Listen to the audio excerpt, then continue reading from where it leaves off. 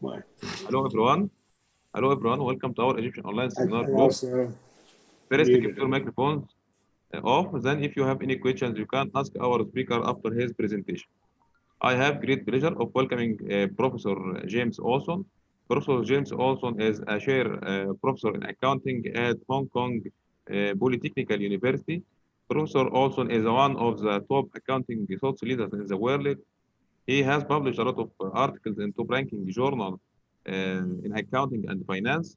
Professor Olson received many awards, including the American Accounting Association notable contribution to literature award, the American Accounting Association Educator of the Year award, the American Accounting Association Wildman Award, the IECBA American Accounting Association notable contribution to literature award, University Regent Professor, Arizona State University, the American Accounting Association award for seminal contribution to the literature, member of the Accounting Hall of Fame. Now we will start our seminar with Professor James also. Well, I hope you can hear me fine. Yes, perfect.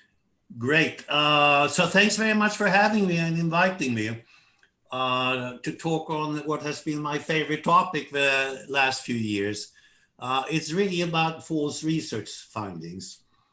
That's the title of the talk.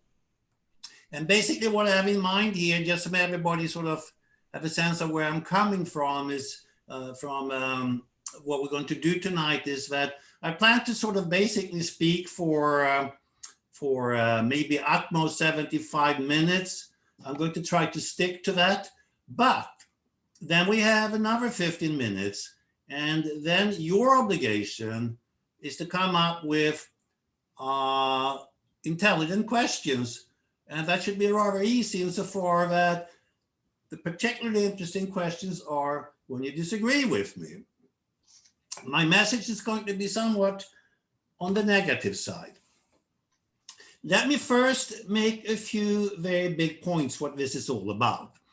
First of all, please pay attention to that much of what I'm going to say, or almost everything, maybe one exception, is not going to be original. You heard it before, you read about it before, and what I try to do here is just to give a big picture on sort of a general experience when it comes to these kinds of things. But don't expect me to be original. I mean, many things is sort of repeated. The next point is just a question of language. When I refer to false findings, it actually includes what you may call findings that may be true, but they are really unwarranted by the research. So there's sort of a difference here. But in my narratives, I'm not going to spend much time trying to make this kinds of distinctions. So when I talk about false findings, it really also embeds what you may call findings that are not supported by the data analysis. So please keep that in mind here. Now also keep in mind here that I do recognize that lying, which becomes an issue in research, is not the same thing as not mentioning relevant facts. So there's sort of a distinction there. But as a practical matter, when we talk about the issues, much of it will center about facts that are not up on the surface. I wouldn't call that lying, but I would call it, under certain circumstances, as being more than misleading. So that sort of leads to the issue that the one thing I paid attention to the last year is not how research goes wrong, because people haven't read enough statistics and all of that stuff. It really is going to deal with ethical issues too. In other words, part of the message is that I'm going to be quite negative about the ethics of our community. But it sort of in some sense cannot be avoided. But I don't want to go into the fine points and say, this is sort of not good and a little bit unethical, this is horrible. I'm never ever going to bring up anything about people inventing numbers or false tables, because I don't think that happens. So that's sort of the big picture points here. But let me elaborate here on this thing here. And that's from your point of view. Why should you listen to this talk? And in my mind, it's sort of interesting to know how the world of research works. So I'm going to give you my perspective on it. And this is my perspective. It's based on fairly well-known observations most of the time. And I try to put the pieces together. I am a PolyU faculty member, so I've been very well treated. So I've had the time to pay attention to these things. I've read, I talk to people, and do all sorts of things. And then also, people are aware of these problematic issues, but there's sort of a general culture, I think, that in seminars, people don't deal with these issues. And that's why the only attached readings I have here is Elephants in the Room, accounting seminars. In other words, I try to summarize in this document, which of course you can read, it's attached. I'm trying to just summarize that there are many things that are going on, and people just do not want to talk about it because we all know it's a problem and we don't want to look bad. And that's why I refer to as elephants in the room. And now then I will refer to this document, but that's sort of in some sense from your point of view, if you care about what I'm talking about, if you can learn something, I like to think that this document is actually sort of helping you to appreciate what's going on. Okay, finally, one more thing here on this slide. There's sort of a very peculiar thing going on in research insofar. It's sort of like many social activities, is that people feel they have to be misleading. They don't like to lie, but most people feel that they have to be misleading. They sort of operate in gray areas. And of course, within our business, it's, oh, I have to do this to publish. I have to publish. I have to publish. And then my feeling is, I don't want to get into that. But there's an interesting thing going on insofar that when people start operating shady areas, they often fool themselves too. It's a little bit like if you go to a Catholic seminary, you like to think what you're taught is true. And I'm saying is that maybe you don't believe it, or maybe you do and so forth. But in general, my thesis is that whatever you do, and this is something you might learn here, don't fool yourself. Do not fool yourself. And that means that there are many points you can make.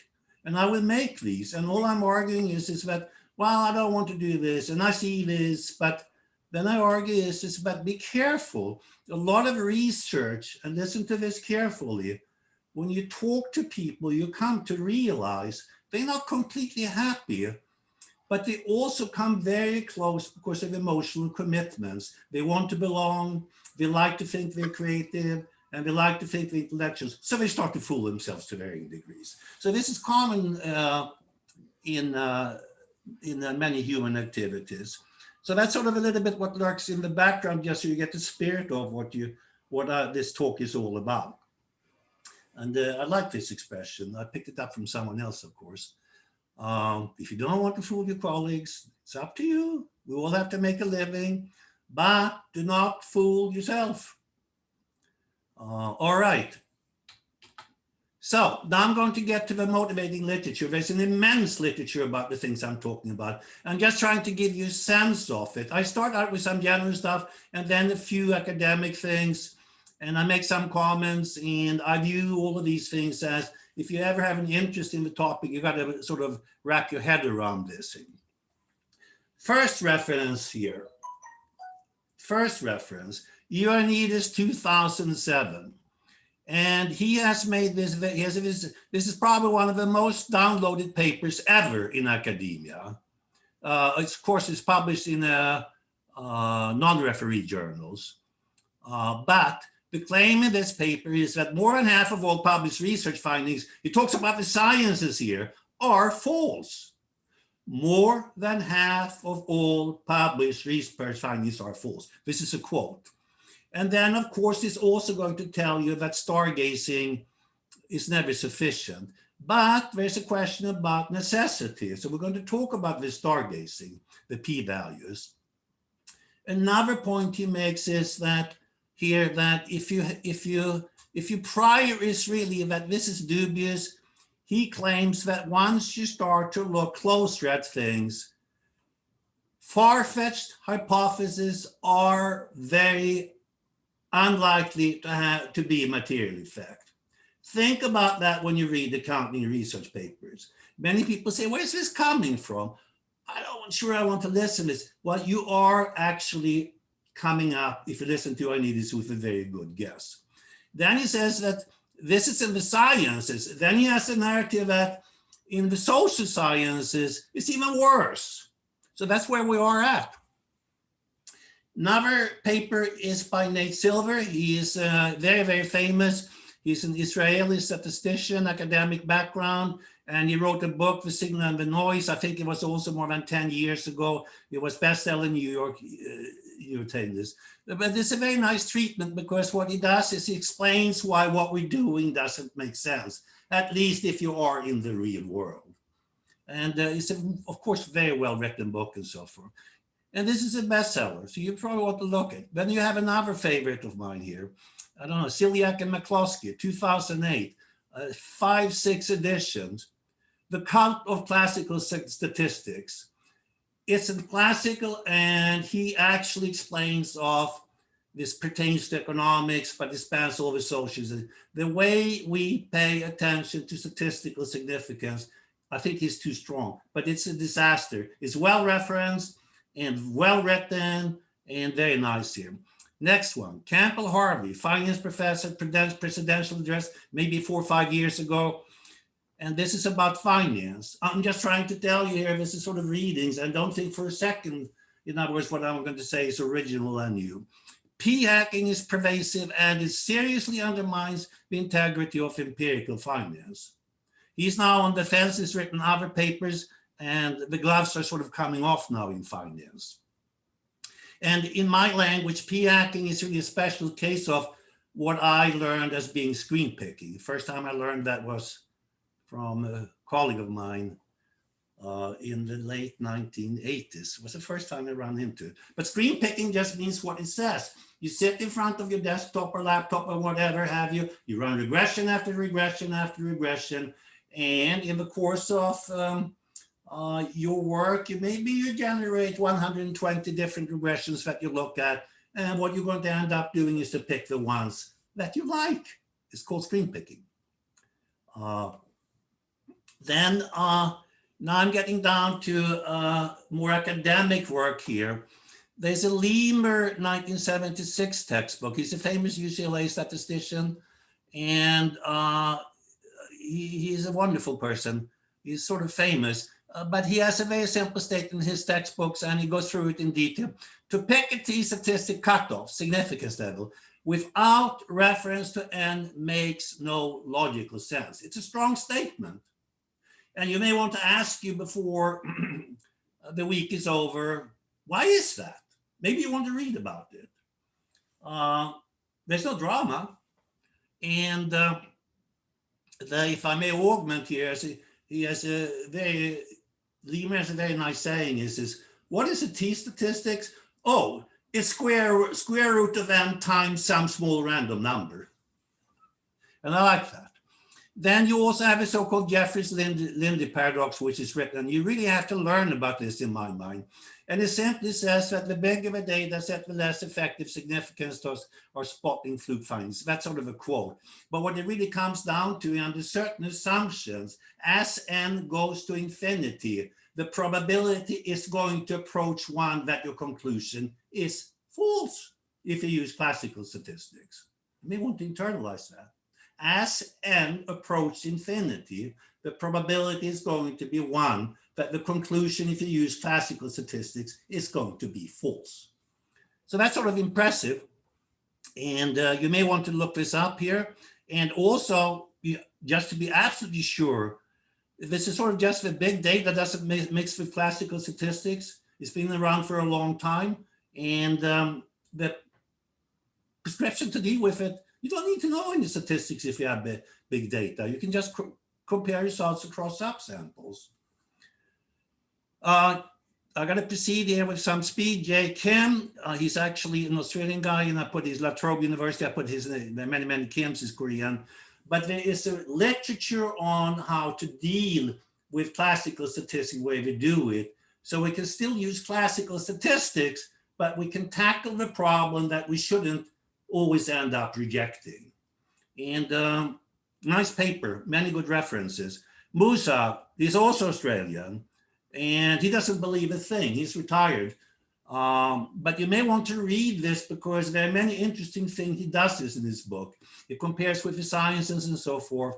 But basically, econometrics as a con art, you know, is sort of a well-known expression. But he goes through and explains why what we're doing is fundamentally not acceptable. Then I have two co-authors, so that's why I'm mentioning this paper. But I won't go into the details. But basically what it says here, of course, is that as you have explanatory variables, no matter what, do not deceive yourself and think that they add anything. So I have more to say about this later on. But that's so much for the literature. Now, let me give you a sense now of what's going on here. This is work on the ground illustrated. And I'd like you all to pay attention to this paper here. This, in my mind, is what you're going to see much more of in the future. In other words, the past 20 years, people write their papers, they publish their papers, and that's it. Nobody worries about it. No papers are ever retracted. Everything is fine and wonderful and so forth. But this is now really starting to not to be true. In finance, they're even more advanced. People start to take you on. And here's an SSNR paper by Bernard Black, and then he has 1, 2, 3, 4 co-authors. And I view this sort of as a gold standard of what you're going to see. But it also gives you a sense of flavor of what's really been going on for the past 20 years or more. So here's the abstract here. And basically, he talks about some research what's going on in randomized trial. So the papers, in some sense, are supposed to be rather ideal. And then what he does, he goes through all sorts of procedures and lengthy documents to write up the programs, and this is what we're going to do. And then, of course, there are 3 studies they're reviewing here. And what does he find? Find no support for any of the reported results. That's actually an understatement.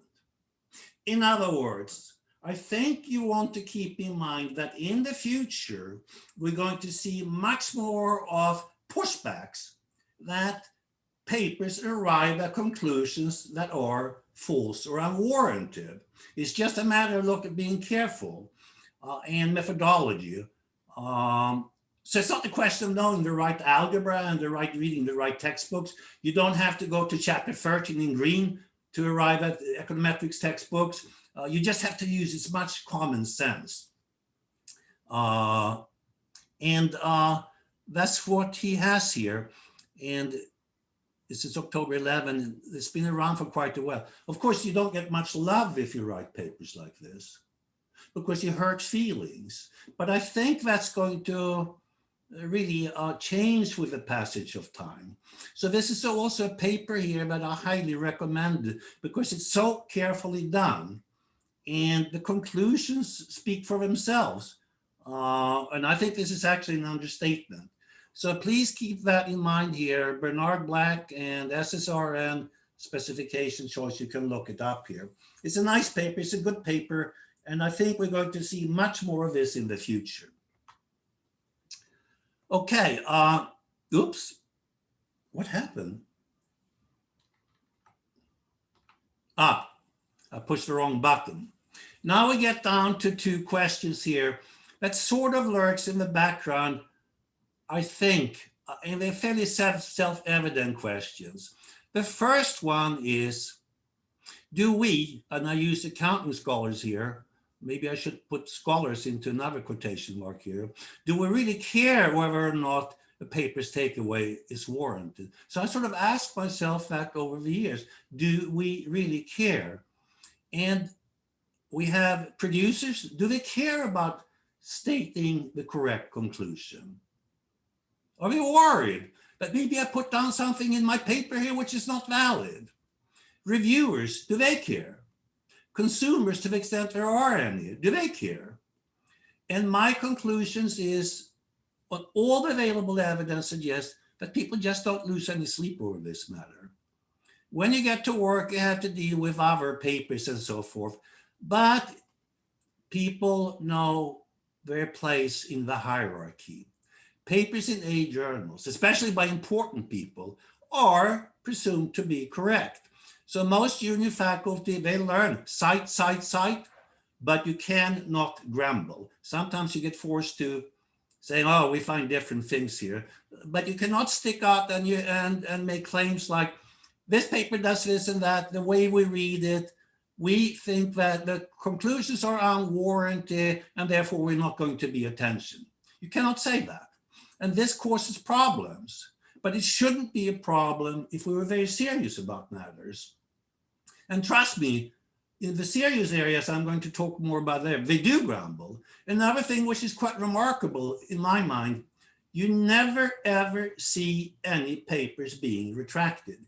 You would tend to think that somewhere along the line, someone says, Jesus, goddamn, what's going on here? I made an error. I'm going to have to write to the journals and my friends. Forget about this paper of mine. The conclusions are not valid. People never retract. You get bad rumors, but people never retract. So that's sort of kind of remarkable. And maybe your comments later on would suggest otherwise. And now we get down to the important thing. Suppose people don't care that much or very little. Junior faculty of PhD programs, doctoral students will pick up on that. And what will be their conclusion? You can push the boundary of ethics. It doesn't make much difference if we're right or not. And of course, what they do now is to say, if I find something I don't like, forget about it when I do my research. And so that's my best guess. It follows. Yet we have to also keep in mind the power of self-deception. In other words, it's very peculiar is that if you push people and says here, I'm not sure you have a right conclusion here, they sort of think, yeah, maybe he's right and so forth. But many people, many researchers, they actually deceive themselves. So they're sort of a mixture. Some people are totally cynical, but there are many people, they may not have good feelings about what they're doing, but they like to keep sort of a way out. There's sort of self-deception. And this happens all over the place, of course. This is not only in research. I can give all sorts of metaphors, but I don't think I have the time. I can do it later. Okay, so far, just general comments here. And it's just to give you a sense of my perspective. And I think that it may be useful from you. I like to think it would be useful from your point of view. If you ask yourself, is this reasonable? Because it's a question of the real world. And some people drop out of academia because they find it's too corrupt and whatever have you. So there are many things that are going on. Now, having said that, and this is sort of what happened to me before this here, papers can be quite boring. And, people present their papers, they ask boring research questions, and papers have become unbelievable predictable, going from A to Z. They do this, they do that, they do this, and everything is standardized. So I sort of started to ask myself, because you can sort of read the papers in 5 minutes in terms of look at the key tables. So I asked myself, can I spot the rotten apples? In other words, what would you do if you want to try to assign a likelihood that the paper arrives at false conclusions? You can look at the tables, you can read the text, you can do this and that, and then you can ask, and then you can look at the body language. And I thought that was really fun. I did that way back. I came to realize that many people, they didn't really like to talk about their papers. They sort of skip it through. And senior faculty, they use the reverse tactic, being very bombastic, and the results are obvious. Boom, the table disappears. And so funny things like this went on. So to amuse myself, so to speak, and I thought it was quite a challenge. Can you look at the table and see what the heck is going on here? What are you supposed to look at? So I have many tools here. I can't go through all of them here. and many of the tools I'm going to talk about, you sort of have a sense of, but I have one I'm very proud of. So to the extent there are any new takeaways, it's going to come up in the next few minutes here. So I have to mention that already at this point here. So here are a few basic diagnostics. I don't know what you guys do when maybe you don't look at the tables, but I actually look at the tables here. And the first thing I've learned here is why not look at the descriptive statistics? And then I came to realize that the descriptive statistics often have missing variables. And what really happens is that when you went to the main regressions and the variable in question was really important. And what really happens is that you can see what happens is that, you know, that they forget to update their descriptive statistics. So what they thought was going to work originally, it didn't work. So it says, let's try this, let's try that. But then they don't update their descriptive statistics. So that happens a few times here. And then there's another thing that interactive, nowadays, you know, there's a lot of interactive effects or the product variables, and they're typically missing in the descriptive statistics. So that's sort of been accustomed. But these are actually the very interesting ones to look at sometimes, because they tend to correlate with the main variable of interest and they generate outliers. So they're actually quite interesting, but they're gone. And one can ask why. Okay. Now, then another thing you can do is if you have access to the descriptive statistics, then you look for controlling variables that correlate with the main variable of interest. And sometimes we seem very, very creative. So you sort of suddenly see some controlling variable and you can't quite tell where is it coming from. Oh, it correlates with the MBI. So that's common. Now it turns out that authors have sort of become aware of this here. So this has become a fairly common countermeasure. People don't want to show their descriptive statistics. And to do that, what you do is to include 20 plus controlling variables, because then there's not enough room for controlling statistics available from authors maybe. So now you don't even have controlling statistics. So that's sort of a countermeasure. And I heard that's very common in economics nowadays. No controlling statistics. No descriptive statistics for the controlling variables. And that in any event, you know, people don't want to look for these descriptive statistics. You know, the correlation matrix 20 by 20, wow, it's too much, you know, I have better things to do. But this is actually what happens. This is actually what happens. They include many, many, many independent variable for the sole purpose of avoiding having to provide you with descriptive statistics. Okay, and another trick people use is, and whenever this happens, you have to check up on the body language, and we do that once we get out of the COVID-19 and these seminars. Sometimes people have to describe how they arrive at the final sample. So they exclude sort of observation with certain characteristics. And sometimes, you know, why are we deleting this and that? And then you can ask the person, why are you doing this? And then you can see from the body language, this is not a happy question. This is not a happy question. So your conclusion is, of course, what are we doing here? Well, they're engaging in screen picking. They find observations you can delete. And then you start to deal with that. Okay, next thing. And this one you probably all know about. I talked about it much. This is that the increase in R squared due to adding the MVI in the regression is often trivial. Okay. And trivial means trivial. The first three digits are identical. So that's sort of not what you have in mind as a researcher. Nowadays, information regarding this matter is almost always withheld. People don't tell you about it, but they actually look at it and more about later. And then you can ask yourself, why? Because people do not like to provide information that suggests that the conclusions they have in mind is invalid. And but I developed formulas how to estimate this. But keep this in mind, folks. Many papers, they have an MDI that prepares statistical significance. Then you delete the variable and you end up, for all practical purposes, with the same regression.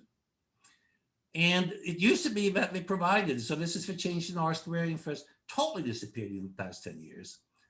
And I get the feeling, and I would hear what yours is, people know. And sometimes in my somewhat younger days, I sort of would ask people a little bit carefully, you know, did you check this and so forth? And then they say, well, you know, I can't quite remember. I guess I have to check. But of course they look at this. You run a regression, you have a variable of tremendous interest. Of course you're going to check what happens to R-squared if you delete it. And guess what? You end up with the same thing. Okay, moving on here. Controlling variables. Okay, so a little bit boring, but often what happens is they refer to the prior literature. And if you go to the prior literature, it refers to the prior literature. So it's sort of, from a logical point of view, kind of strange. But then you also find that sometimes when you look at regression, they're strange variables. And sometimes they're obviously missing right-hand side variables. And sometimes you also see coefficients with the wrong signs. And that has its own stories. Because not as we not bring it up here.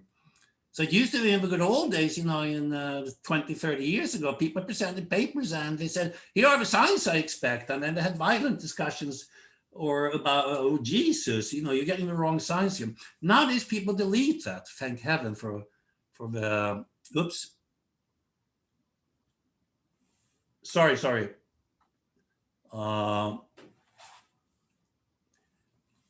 So now we don't worry about that. هنبل نفسنا. Can you hear me? Okay. Yeah, am I doing okay? Okay. We Yes, can. yes. Okay. Yeah. Can hear you. I just want to make sure that there's no problems. Okay, but anyhow, you all get this experience. They play around with these controlling variables. There are all sorts of problems going on, and now they withhold information and so forth, and nobody really cares. But in the end, the MBI always works out. Okay, now I come up with, man, is the top missing here? What is how do I get rid of this?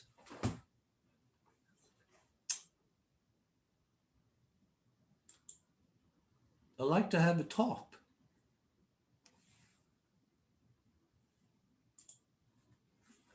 This one, I am proud. So it takes a little bit of time to explain it. So you have to bear with me. So there are two steps here. And the basic idea is very clear if you to appreciate where I'm coming from, is that sometimes people run these regression and the main variable of interest, you say, Jesus, this really has a big t statistic. Wow. And there are other controlling variables in the prior literature. They have lower t statistics or no significance. So what you can do then is to switch over and check up in the table of descriptive statistics, what's the bivariate correlations? So what you can do now is to rank every independent variable, including the MDI, in terms of a simple correlation with the dependent variable. So that's sort of, you know, if you have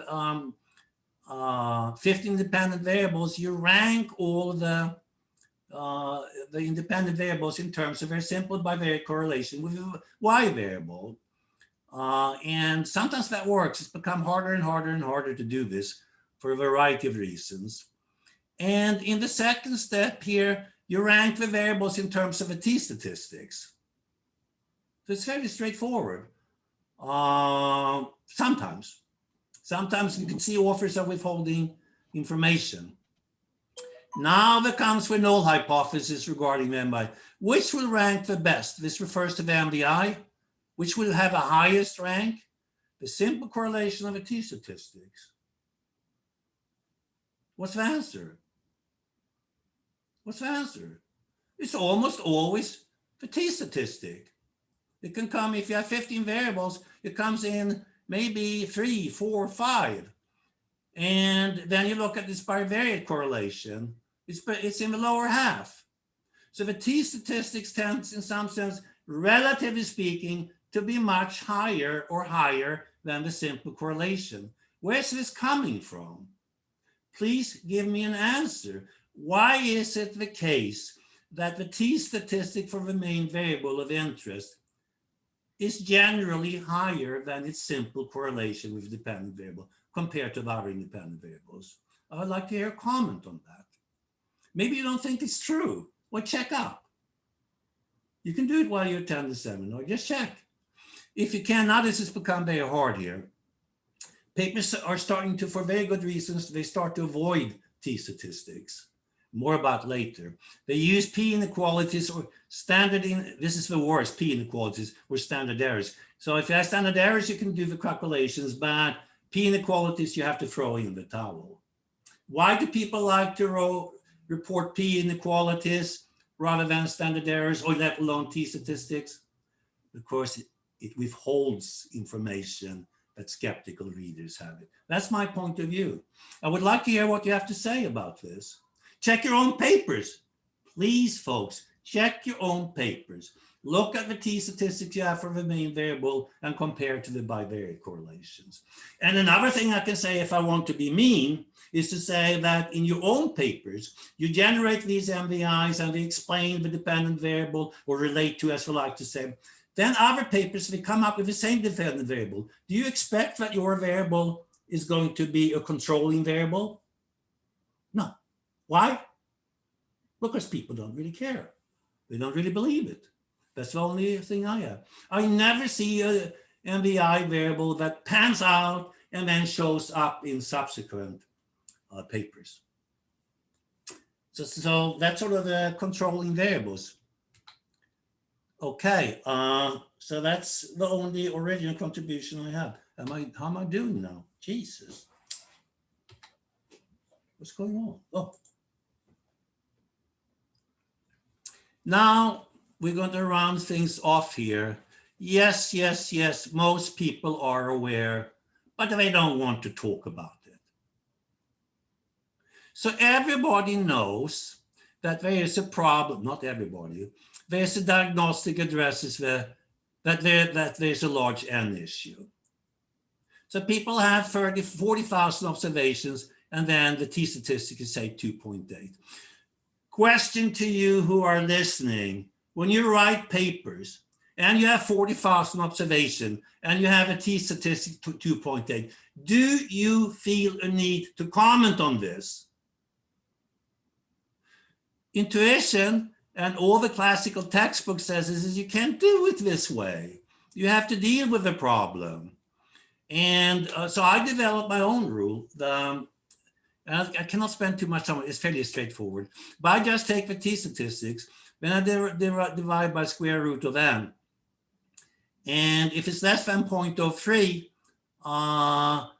then it's not significant.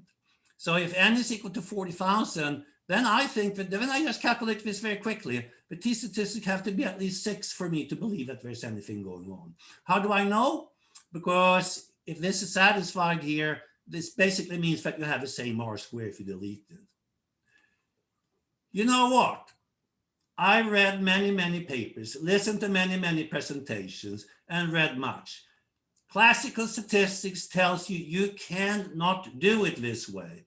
I never ever seen a paper say, okay, I recognize I have a large number of observations and my t-statistics in the scheme of things is 2.8.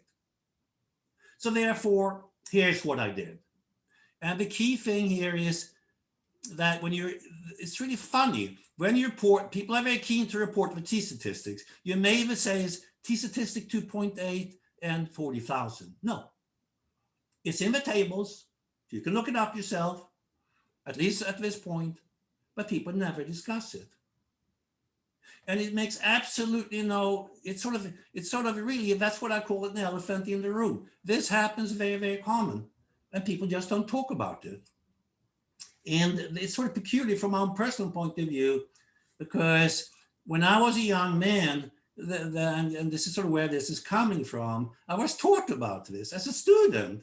And I remember one of my teachers, he said, if you can't get a t-statistic of 2 and you have 1,000 observations or more, you have nothing. Well, let's pick 1,000 observations. Check out what you get in t-statistics.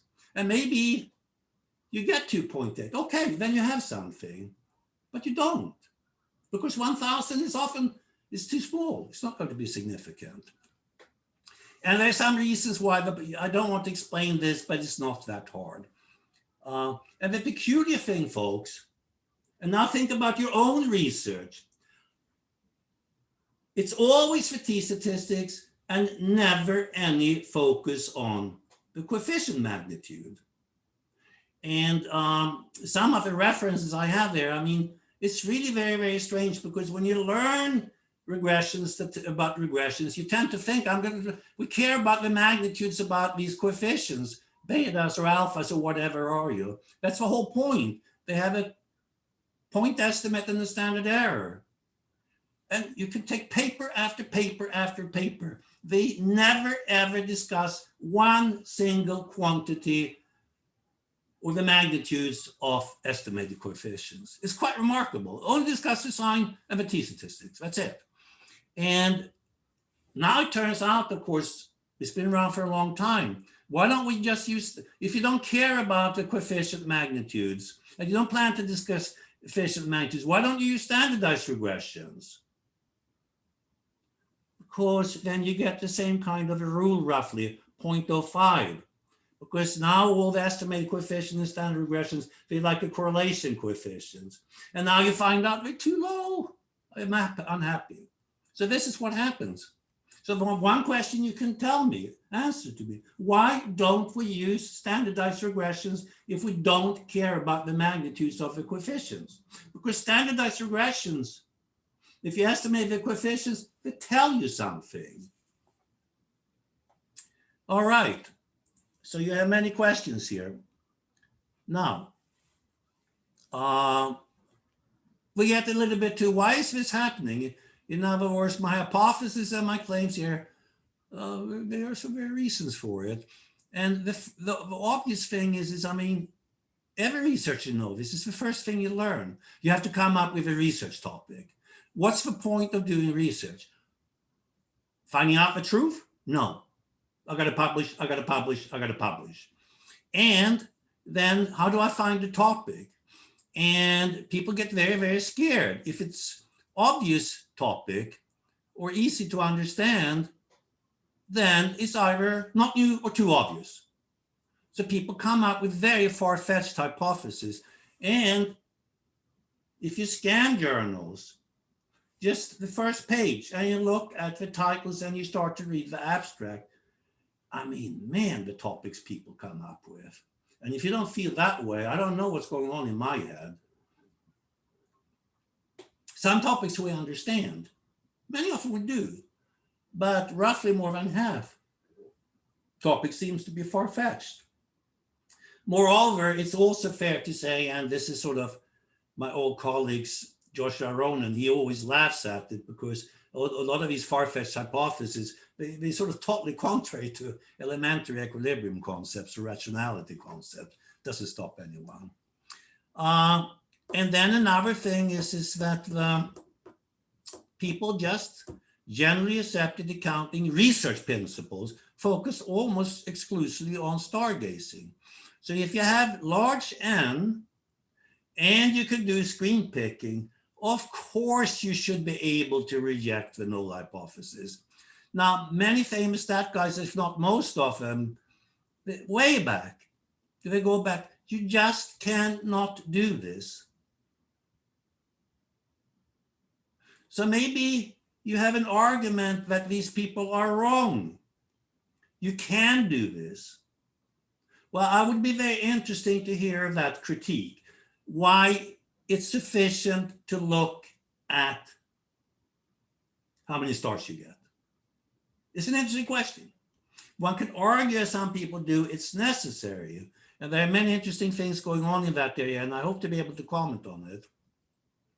But that sort of comes down to that this is sort of, in my mind, it's really quite remarkable. The demand for unambiguous conclusions cannot be overrated. If you do research, you need very, very clear conclusions. You cannot say it depends upon the data. And my current hypothesis is that, just for fun, is that unambiguous conclusions become especially important when you have 4 or 5 co-authors, because if conclusions are viewed as ambiguous, then people feel the probability of success to get published tilted down the wrong way. Maybe I'm wrong, but I find it really remarkable because I read abstracts, one abstract or another, and there are no qualifications. It sort of reads like religious tracts. You know, there are no qualifications needed here. This is what we're finding. You might find that sometimes it says that if we use this kind of approach, then the conclusion goes in this direction. Now we tried a few other approaches, and yes, then the conclusion went in a different direction. Did you ever see an abstract like that? Did you ever see an abstract like that? I think most people do not. And now we get another thing here. And this is Ioannidis here in action. The reality is that many papers by famous accounting scholars are likely to be valid in a substantive sense. So I could mention names here. They've written papers that are highly cited, but they are basically not valid. And people don't want to talk about it. And this is what I like. Ioannidis, he has the following thing. Many papers that have been repudiated using the gold standard paradigm of double-blind tests. Ioannidis is a medical scientist, so they evaluate drugs and stuff like that. So lots and lots of papers that they get published in terms of this drug works, for this and that. Then we start with double-blind tests, of course, and then it doesn't work any longer. He estimates that the error rate is roughly for drugs is roughly 33%. Claimed that the drugs works, double-blind tests goes out the window. And this remains part of the medical literature. But the people still keep citing them, even while they've been repudiated. So it's sort of a little bit like in our business, we're a little bit more careful, but there are always rumors floating around that there are some papers that do not make sense. Famous scholars, but nobody would sit down and make that claim in public. It's just our business. That's perception of our business. I'm over the hill, so I could do it. I was actually tempted to come up with some papers falling into this category, but then I think I didn't have enough time. Okay, and then you sort of get this thing here. This is sort of peculiar. A paper published in an A journal, this should be capitalized A, that uses peer reviews. That's sort of a little bit like what we're doing. Oh, we have to publish papers for peer reviewed. Oh, okay, it's peer reviewed, it's published. Oh, very nice. But the reality is there's tons of junk, even from famous people. And yet we keep moving as if it didn't happen. I think I'm the only one who in public have been saying there are tons of junk from famous people. And if you wanted me to, I could actually point them out. There are some papers that develops from lesser people who develop sort of a reputation of being fun, almost sort of like people wonder if is it serious? Like we have this paper about the features of the skull and earnings management. So there are things going on like this here. But now we get back to basics. Just use holdout samples and check up what you have. And you would easily reject more than half of the studies. So let's suppose that you have 15 years of data and you do this and that. What you can do, well, you could do pharma French, but then you get screwed. So what you do is the fixed effect stuff, and maybe you do it for 13 years, and then I leave 2 years as a holdout sample. Do you ever see that? Well, they do it for anomalies, but otherwise, I just don't see it. And that's sort of what's going to happen. I think many studies will start to get replicated, and they're just going to fall apart. Now, so the only question in my mind, how long shall we pretend everything is fine? So it's sort of a very funny thing. Now we can take this one step further. And what about dismissing multivariate regressions? So here's the question I like people to think about.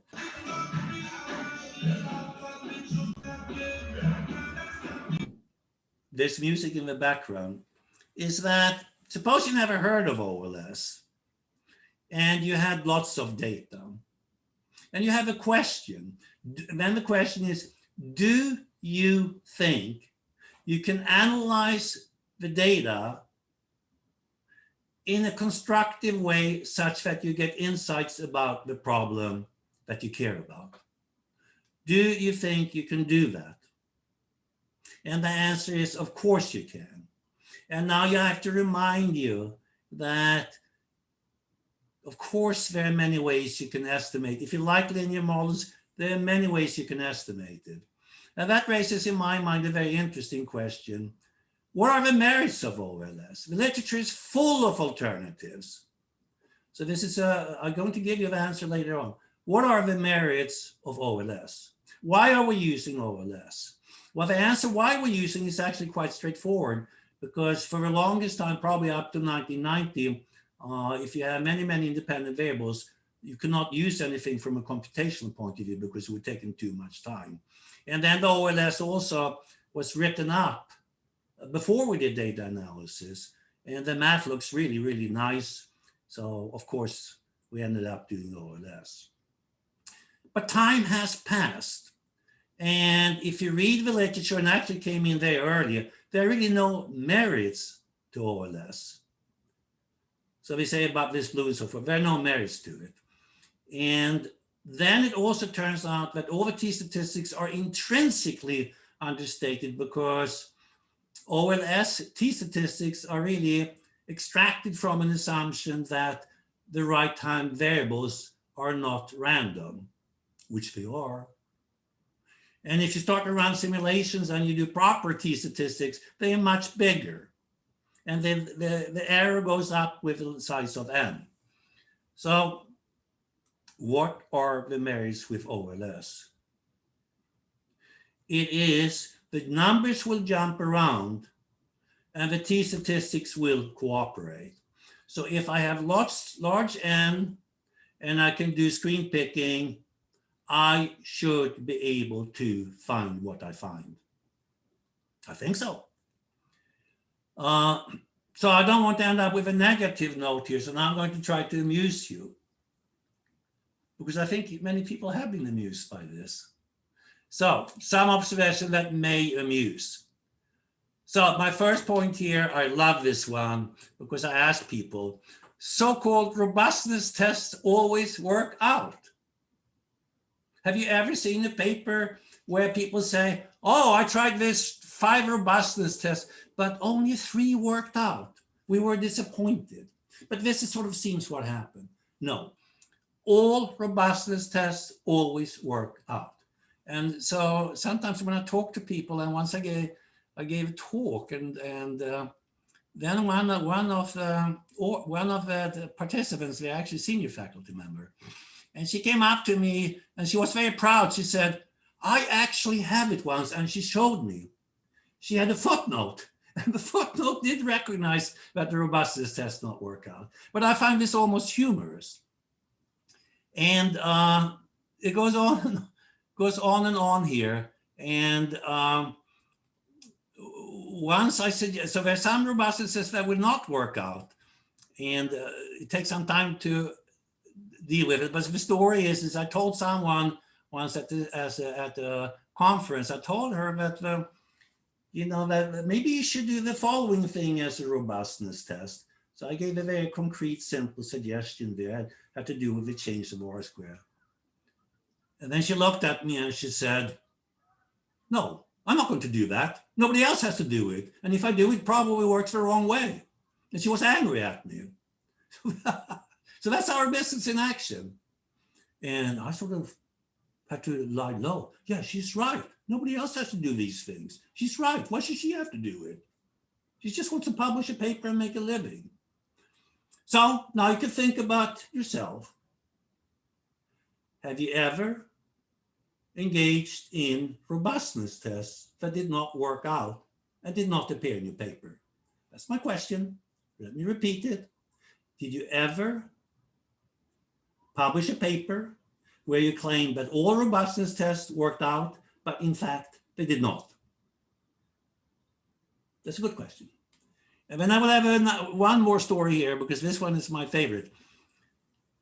And what happened was the following thing. I was teaching a bunch of people in a doctoral seminar here, with 10, 15 people. So I sort of incidentally asked them, someone had presented a paper and we talked about robustness tests. And I asked the students, did you ever see a robustness test that did not work out? And we laughed a little bit, and of course everybody, no. And then the young woman, first year student, she stretched up, yeah, I've seen a robustness test not work out. And then everybody looked at her and said, oh, I was working as an assistant to one of the senior faculty members, and he told me to perform a robustness test. It did not work out. And everybody laughed. Now, another thing here, which is even more humorous, is this economic significance. So people say, oh, I do economic significance.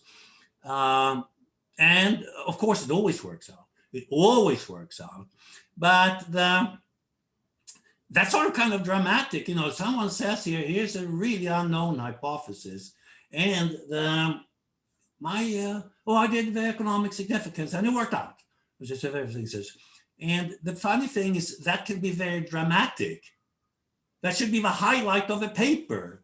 I have a new far-fetched hypothesis, and in fact, the conclusion is there's economic significance going on. So you would, for example, expect that there was a discussion.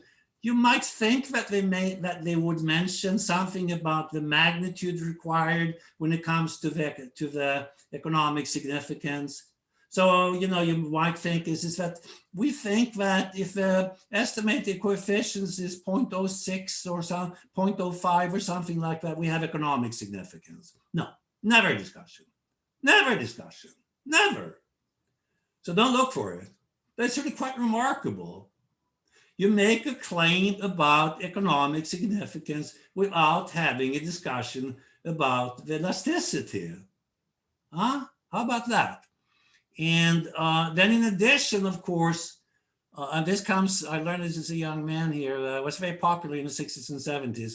And the saying was, and I like it, exceptional claims require exceptional evidence. So if you want to make a rather exceptional claim, why don't we see a discussion and you provide, yes, I looked at the data this way and that way, you know, it actually pans out. No need. And the peculiar thing is this is my strong impression. The ES discussions that come at the end of paper presentations, nobody cares. It's like this. Nobody ever argues about it.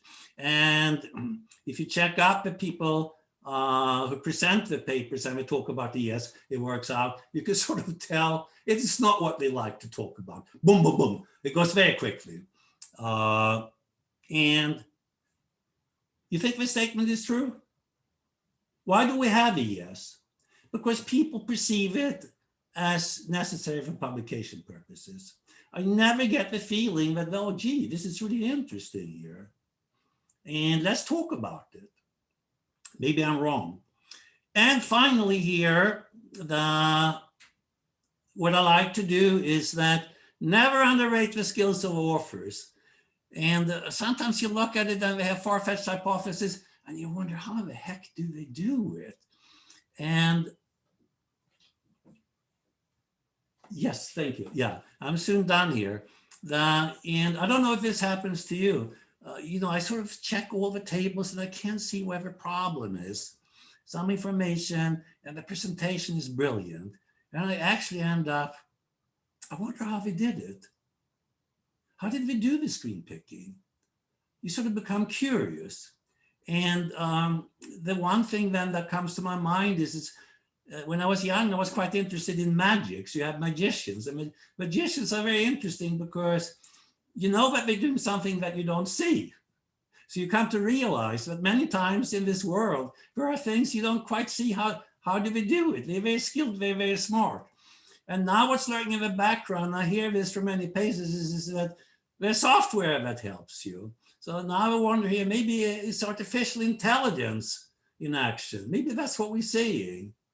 And I was wondering if anyone has something to say about that. There are consistent rumors around, but this is bound to happen anyway, to the effect that people actually have software that you put in the constraints what you want and some parameters, and then they give you the choices. This is what you want, here it is.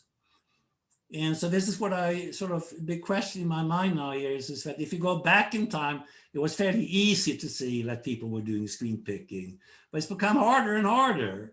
And then it's even the ultimate thing is it's very clever. And they actually use very sophisticated software to get the results they want. This is our business in action. Do you think that people would refrain from doing this? So I would be very interested to hear your opinions about this. How do people find these regressions they want? They're far-fetched hypotheses, and here it goes.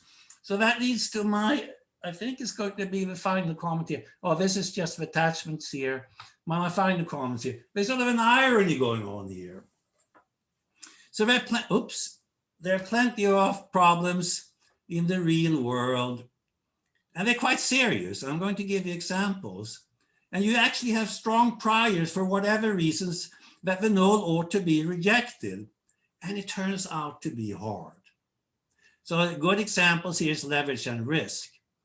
So there's sort of famous result that leverage often correlates the wrong way with cost of equity. Don't talk about it. It seems to be quite common, actually.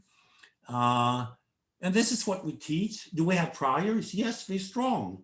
You are going to have your work cut out. So the irony is that the same thing with pay and performance. The irony here is that here are very good questions. We have prior, there are reasons to research here, but it turns to be hard. And the reason it becomes hard is that now people start to care, and as should be, then you're going to get pushbacks. You're going to have to make the case. You can't just run a regression and say, and that's sort of the way it should be. If you try to do this, tell me under what circumstances will you be able to back it? Tell me under what circumstances will you not be able to back it? So right now, and I will end on this note here because I like reading. So right now,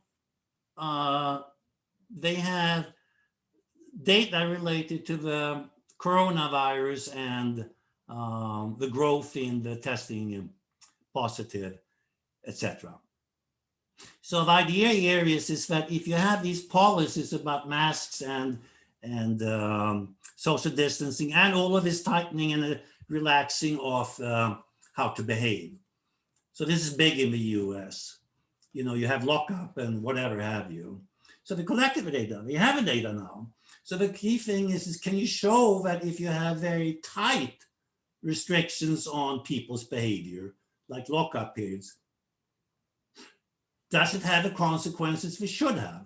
The answer is no.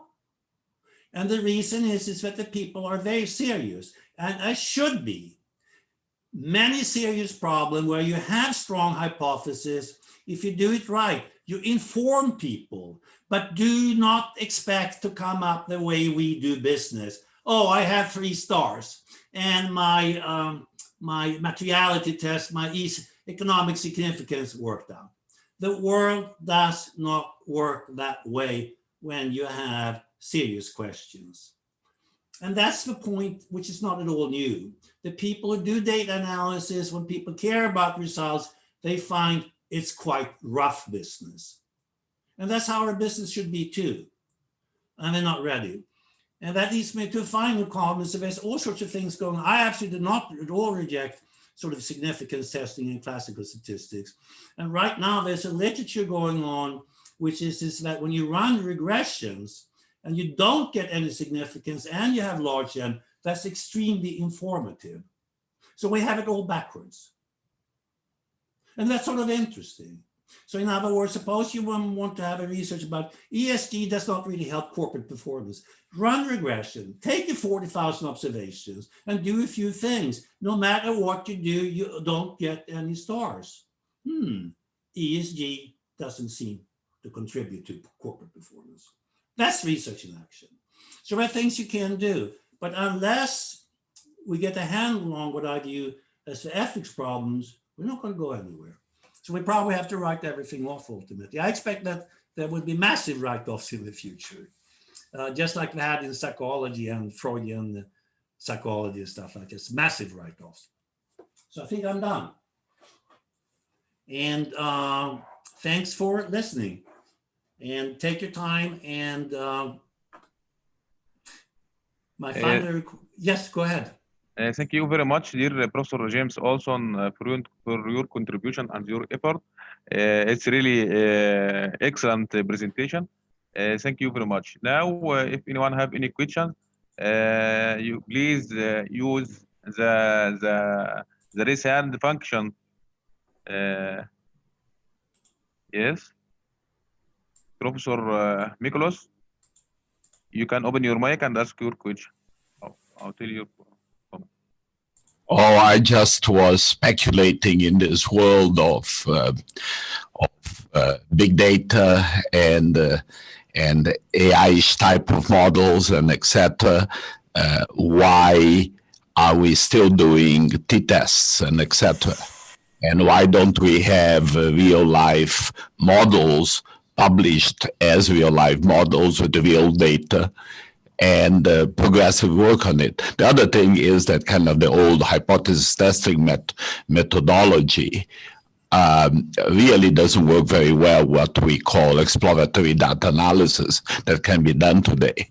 So I was actually mesmerized. I wrote him an email asking him for his paper because I am doing a PhD seminar, and I actually would like to have a little discussion about what are the biases that modern publication are creating in the way we report it. And I like the expression screen picking.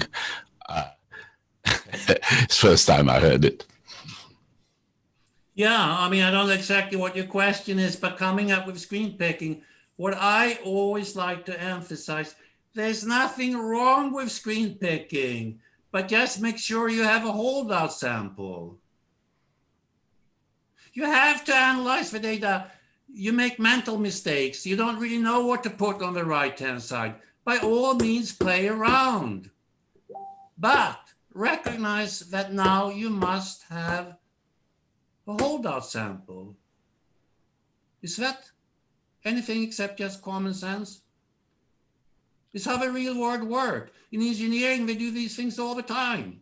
They play around with the data and so forth. And then they realize, now we've got to test how does this work in the real world? So you got to start with a fresh experience. So that's my comment. In other words, people like to pick on screen picking and p-hacking and so forth. There's nothing wrong with it, as long as you have a holdout sample. Do you agree? Do you disagree? I think that there are many ways to look at data. Is the publishing model, as I think you pointed that out, is the publishing model that biases the way we report it. Meaning, how could you report? You run 1,000 regressions, find 50 that have some mess. No, you do not have to report on your screen picking. Yes, that's the problem. No, you shouldn't. Just tell me that you did the preliminary work on data from that and that period or that sample and whatever have you. Now I have a holdout sample. Why not? Why not? In other words, the minimum you can do, I mean, man, the minimum you can do is split the sample into 10 different pools. Use 2 of the pools to do some screen picking. Then you have 8 different pools. For each pool, estimate how the model plays out. No screen picking, nothing. You see, and this reminds me of a story, which is the following thing, and I hope you can address this. It's not that people don't know what I'm talking about. It's just doesn't, After they try that, it does not work out. So they skip it. So it reminds me of a story which I heard, I think 25 years ago over the airport in Chicago, of all places. So I met the guy there, he was an economist and he was just rejected for tenure. So we were talking in those days about so-called bootstrapping. You remember bootstrapping? Of course. Yeah. So people talked about, we were going to do bootstrapping. So I asked this guy, what happened to bootstrapping? He was in economics department. And he was kind of, why don't people do it? And his response was, oh, people do it. It just doesn't show up in the papers.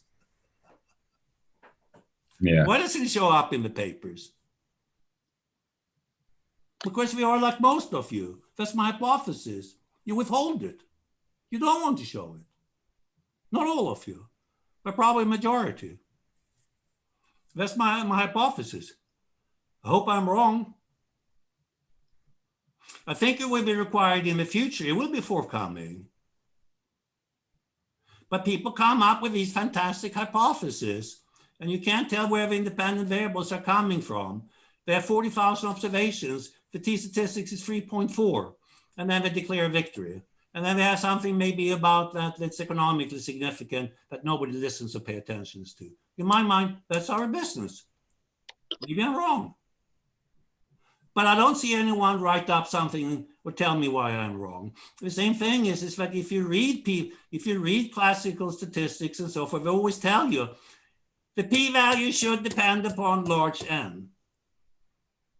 The p-value should depend upon large N to be informative. Do you ever see it? Do you do that in your own papers? I don't see it. Do you see it? You see it? No. People are perfectly happy and say, oh, I have 3 stars. 3 stars is what we need. I declare victory, 3 stars, 3 stars victory. And then people complain a little bit, oh, no, I also did economic significance. It worked out.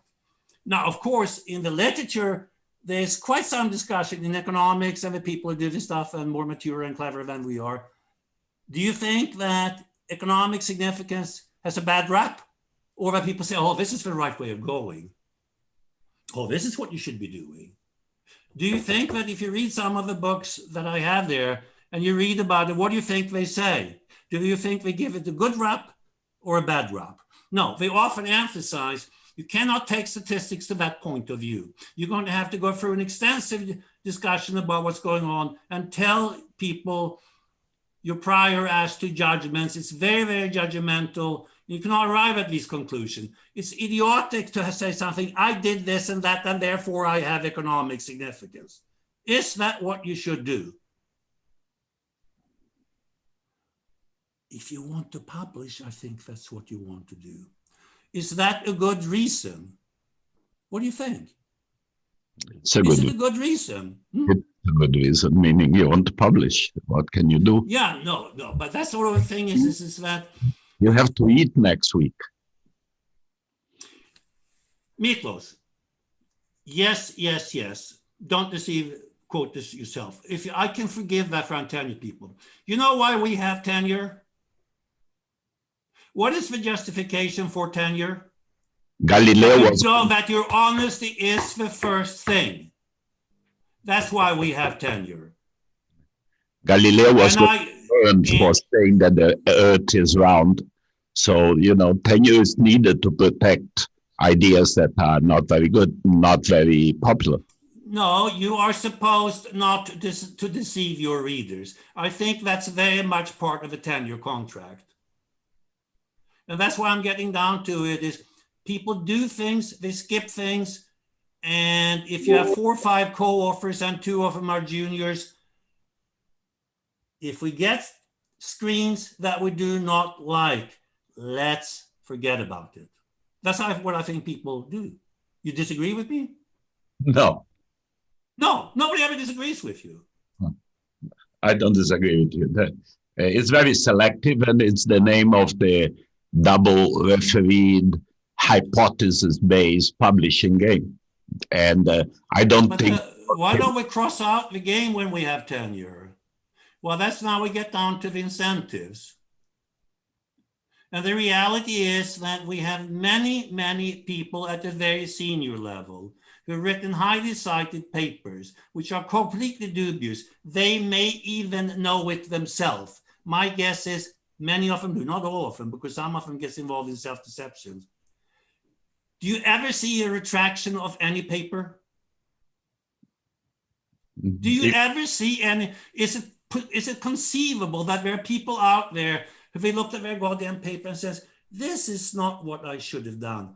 I think I have to communicate to my friends and colleagues, please keep in mind that this paper has not generated the data analysis necessary for the conclusions. Why does that happen? I think then it starts with bad equilibrium, because we don't care that much. We only care about our CVs. And if people only care about the CVs, it filters down in the culture. What do you end up with? Poor ethics. So we are in a bad circle. That's my thesis. Maybe I'm wrong. I hope I'm wrong. But the key thing is what I encourage you. Take a look at your own goddamn papers. I've seen faces, I know. I read papers, I know. I can see the screen picking. I can see your low t-squared. I can see that your t statistics are extremely low given the number of observations you have.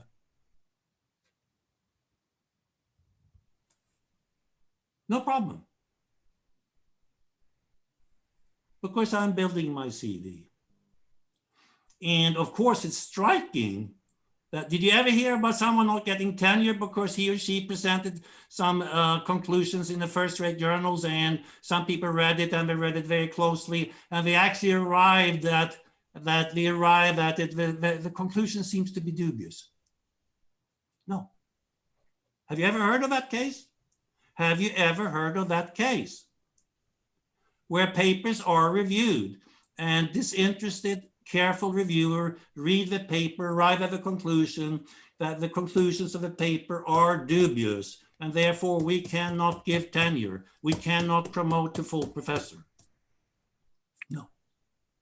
No. We used to do that.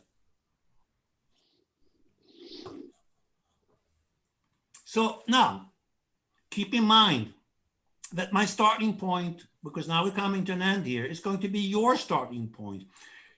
Forget about the Ohlson, forget about the county, just in general, come to grips with the fact that it's very, very likely that the very majority of the paper are in fact arriving at false or unwarranted conclusions. Keep that in mind. It's nothing to do with me. It's nothing to do with the editors of J. Start with that as a working hypothesis, and then ask yourself, what the heck are we doing?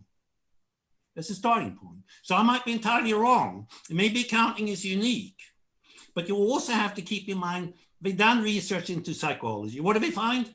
More than half of all papers cannot be replicated. They've done it in serious fields.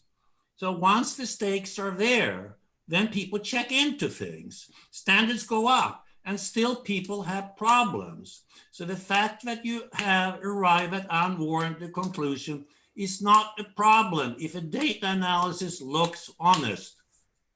It's when it does not look honest, that's when you have a problem. And it looks dishonest to me. If you have 40,000 observations and your t-statistics is 2.1 and you claim your goddamn 3 stars, it looks dishonest to me. It's really that simple. Of course, people don't talk about these things in the seminars. Why? Because we're all somewhat guilty, unless you're over the hill, of course. So this is the problem we have. And that's why I like to talk about these things. I don't care, but I find it interesting. And it's sort of very similar. It's sort of what's interesting about it. It's sort of very, I can give you metaphors. It's sort of like I read about East Europe way back. And in the 1980s, people could publish in East Berlin and Budapest and these places. You could publish papers. And people wrote up, this is not going to last. This system we have in Eastern Europe is not working. And it makes people corrupt. Did anyone do anything about it? No, people did nothing about it. Somewhere along the line, East Germany went bankrupt. Well, then it was over. But people could sit and write and know about these things. Nothing ever happened. And I think that's probably a little bit how our business is going. That's just a forecast. It can take a long time. It's just like Eastern Europe. Somewhere along the line can says, this cannot go on any longer. Now you may ask, what should be done from incentives and point of view. And now I have to highly recommend that you get documents from Scheim Sander. Scheim Sander runs about that, where the problems are from an incentive point of view. Some of you may have seen it. Jim, I have a quick question for you, if I may. Talking about incentives, I think it's clear that authors have incentive to publish, and the incentives may have a side effect like you mentioned. But I'm wondering why the statistical packages like SAS and others don't do the adjustment to the t-statistic as you suggested.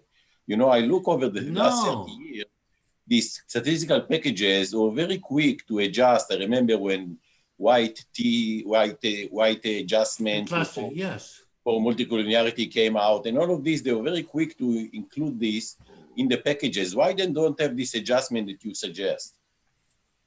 Because you can't do the mathematics. You can only do it in simulations. The problem with OLS, it has the enormous virtue that you can do the mathematics. Why? You're saying, Jim, you say take the t-statistic, divided by the square root of the number of observations. Oh, no. Because and if it's less than, so that they can do it easily. They can take the t-statistic and divide by the square root of the number of observations. Because it's not the convention. It's not convention. People, of course, look at it, what happens is that what you could do is even the statistical packages, let me give you that. They give you all sorts of things that are not used because they go the wrong way. So don't expect them to do things that would be very subjective. So when it comes to Logit, I love this. They Logit, people always report the pseudo R-square, which really has no interpretation. Right. But there are, the concordant pairs things and stuff like that. It's not going to tell you what you want to hear. Do you see people reporting concordant pairs? No, you do not. Now I'll let you guess. Is it hard to interpret? Is concordant pairs forecast outcome 2x2 table? Is it hard to interpret? No, it's not.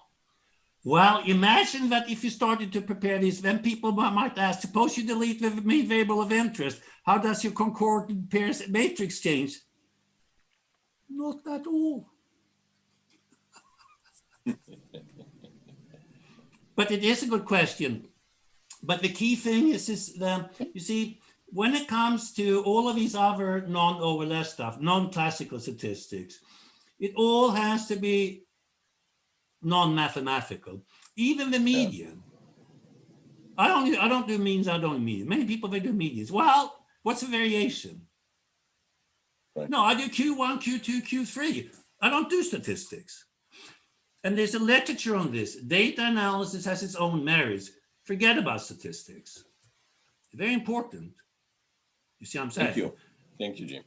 Yeah, but it's a good question. Great presentation, Jim. I have to go to another meeting. Great presentation. Thank you so much. Well, it comes for free, so that's what it's worth. I think this is the exception. It came for free, but it's worth a lot. Have a great day. Thank you so much. Thank you for coming.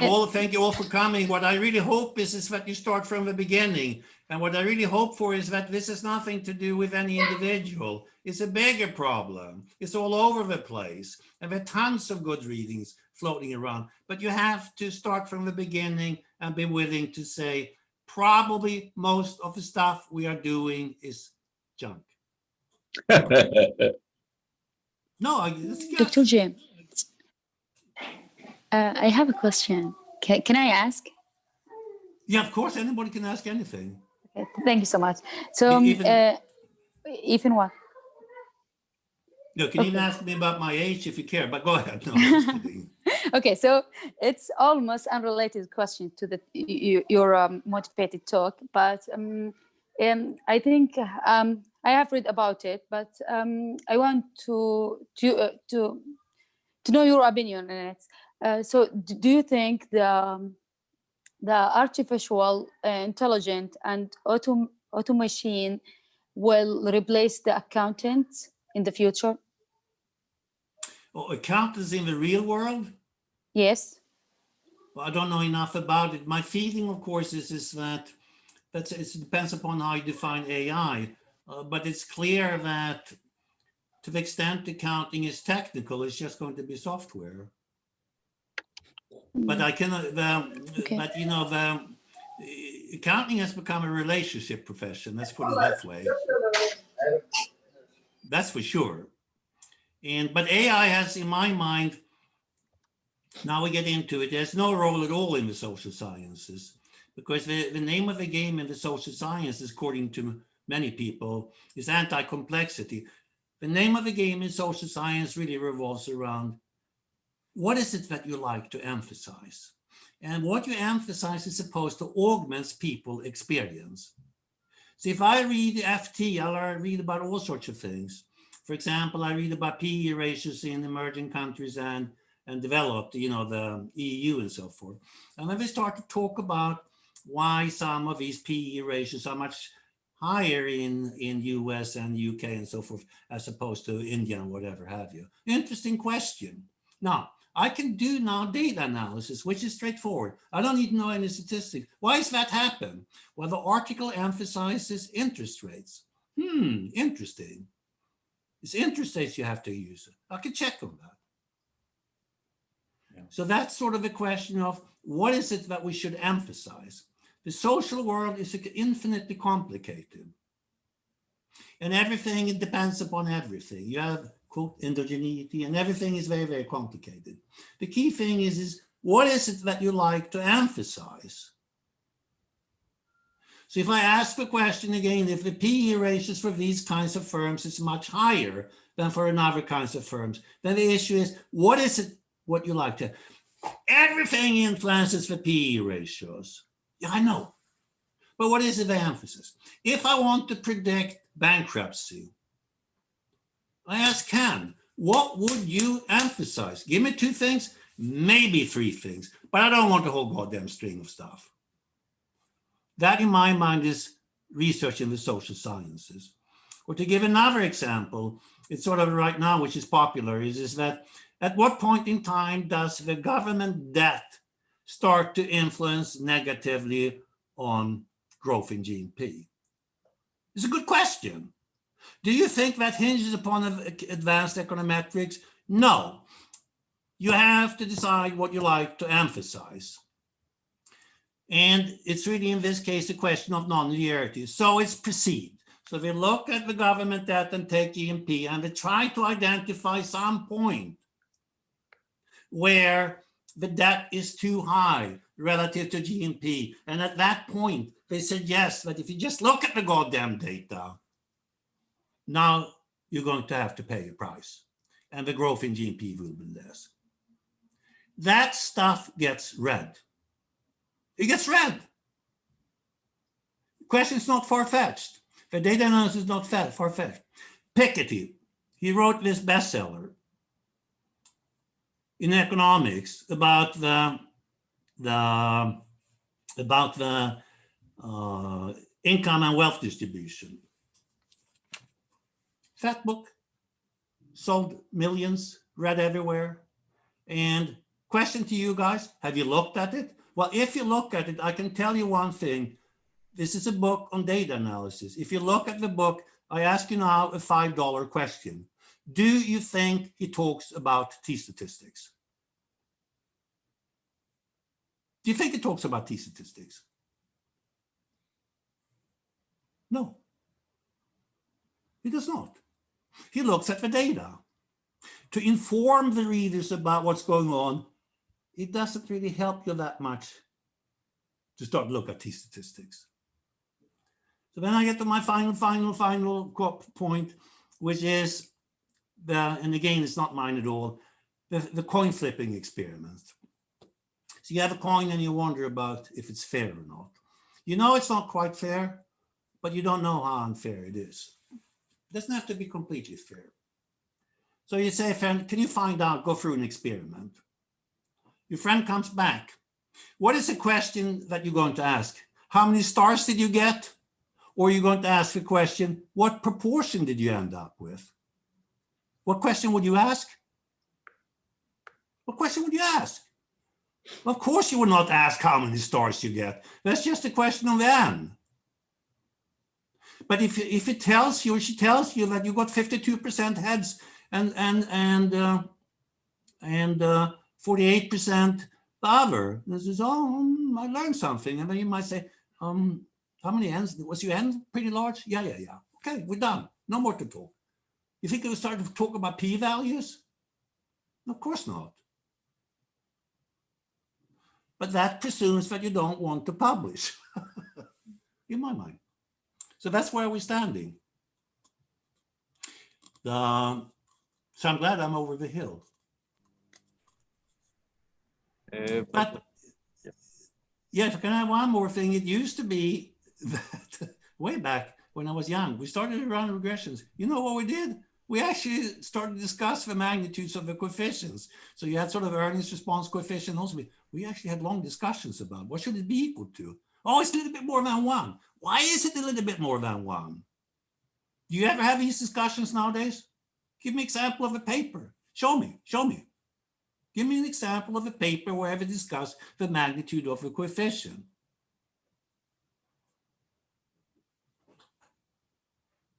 Yes. Doesn't exist. It comes down to 1 star, 2 star, 3 star, without any reference to n. It's not quite true. But there are interesting papers around. And what they do is just emphasize simple things. So just to give you an example, because I happen to read up on the paper today, it comes to the market response to unexpected earnings and unexpected expenses. Well, the results show convincingly that the unexpected sales are more important than unexpected expenses. There's no drama. It can be handled year by year. They don't have to pool things and put in these fixed effects and whatever have you. So the fixed effects, I mean, why is fixed effects so popular? Why are fixed effects so popular? Because it gives you a large M. And then people are very proud of, now we're done. Now people are very proud of, oh, I correct for clustering. I belong. I corrected for clustering. I'm a real academic. What do you think that's a deal? You have to correct for clustering to show something is important? Man, what's going on?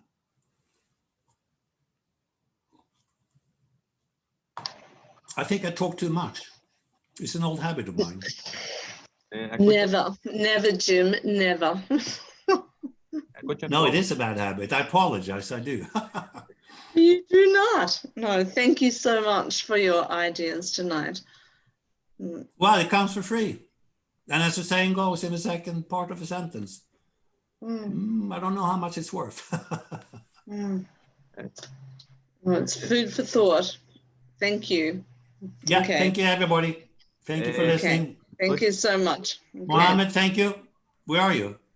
Oh, there you are. Yeah. Thanks for everything. We're done. Oh, you have a question? Yeah, a question from Dr. Professor Samir Trabolsi from Canada. Oh, okay. Oh, there you are. Yeah, excellent presentation, but very scary presentation, by the way. You know, yeah. So, Samir, just a comment. Many people think the same way. look, I mean, I think it's very clear that our business is undergoing concern, right?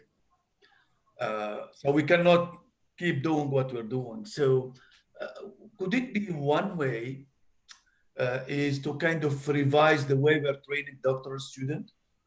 Because, you know, if you look at most doctor programs, you know, they have that, it's like very standard, like overview, seminar, some advanced, and a lot of econometrics. Like if your econometric is weak, you cannot make it, you know. So that's the... No, I disagree. Yeah, go ahead.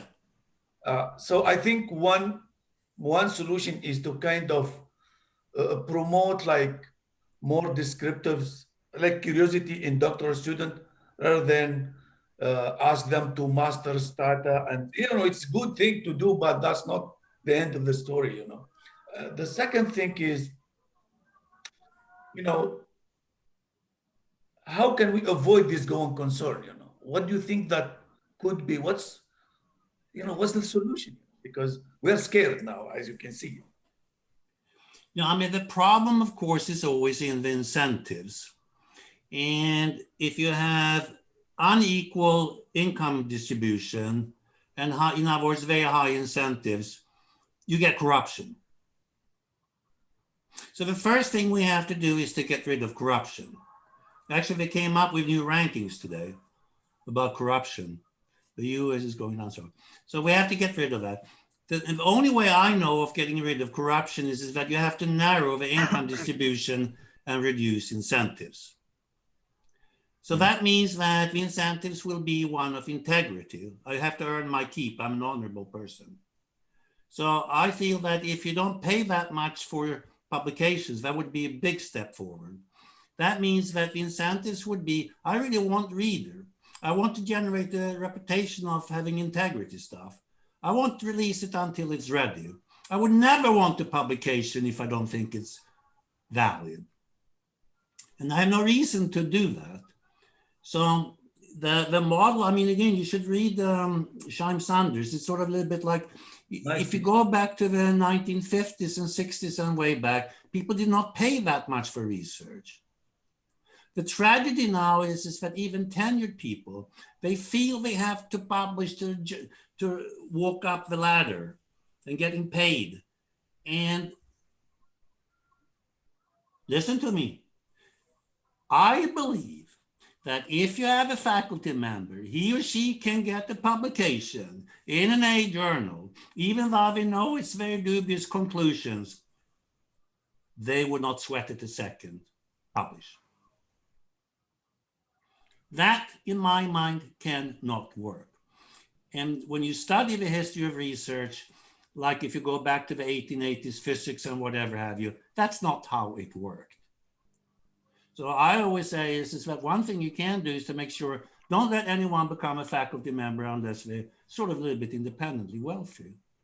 Maybe you have a spouse who works hard. Something like that. No, because it has to be a work of interest, love, and whatever have you. So smart people will come around because we find it interesting. You see what I'm saying? You see, our research paradigm is very much like litigation support. You show that you can patch things together. And man, if I get $1,000 an hour, I will patch things together for you so you get the conclusion you want. So the paradigm is really like litigation support. If you have a smart guy from Chicago and Stanford, they're supposed to be able to put things together so you get the conclusion for 1,000. You pay $1,000 per hour? Of course you expect to get the document, which is well read by a published famous professor and has the conclusions I want. Do you think lawyers have a problem with this? No. They do not have a problem. The product will be delivered. That's where the problem is. So to end up on it, on a positive note, so to speak, the way I look at things is that sort of a little bit is that you have these researchers, and what they try to do is don't take my stuff so seriously. But tell you what, I think I can patch things together such that this conclusion is valid, but don't take it too seriously. But I've sort of been able to do it. Oh, fun. So you can view it a little bit along these terms. Always fun to show. So suppose I tell you that I want to have you explain the company's PE ratio by looking at, say, this and that. And it says, well, that's not going to work. But I tell you, if you do these things, it actually comes out. Fun. So that's sort of the model we're into. I think it's very American thing. See, and that's why everybody gets so intimidated by these big shots. If you get intimidated, you don't tell people around that Christian Lloyd's paper on international accounting standards and how it lowers cost of capital is bullshit. You don't tell people that. but it is. It is.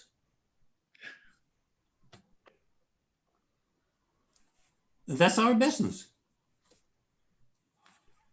You might be a fine human being otherwise, and we don't have to mix that up. The only thing that happens is that old people, they retire and die. And then if you want to go through an exercise, I do this a little bit, then you should predict which people, when they retire, big shots, when the citations cease. They drop off completely. Tom, you agree? That's what happens. So think about who's going to retire over the next few years and ask yourself, will anyone cite the work? So you can look at Ross Watts. Ross Watts has this paper on, you know, the conservative accounting and a little bit like that. Is it going to get cited? No. Why? Because everybody knows a little bit about the reputation. Some people have been trying, it doesn't work. And another way is, now I'm going to crack my final joke, is that, and it runs as follows. People sort of come to the recognition that Canadian researchers are much more humble than American researchers. Maybe that's true in Europe too. So how come the Canadian researchers are so humble? Well, it's the culture. No, I have a different hypothesis. There are all these Canadian researchers. They sit in Canada and they try to replicate accounting research, but they don't recognize that N, number of observations, is Canada, is much smaller number. So they can't reject the null. And then they get humbled. Is that true? Yes, maybe. No. People in Europe and Germany and France and so forth over the years, they sit and they try to replicate standard accounting research coming out of the US. And it doesn't work. But the key thing is it starts with N. So China is doing much better because it's a bigger country and maybe they're a little bit more flexible. Maybe they're a little bit more flexible. Okay. Thank you very much, dear Professor James Ohlson. And it's all that remains for me to say is thank you everyone that's joined us, and I thank you very much for taking the time out to present to us today, dear Professor James Ohlson. It's been really appreciated. Thank you very much. Thank you very much. Yes, thank you. Right. All Stay right. safe and healthy, everybody. Yeah. Enjoy. Thank you very much. Thank you. I hope Thank you. soon in Egypt, dear Prof. You are Yeah. Thank All you. right, great fun. Interesting as always.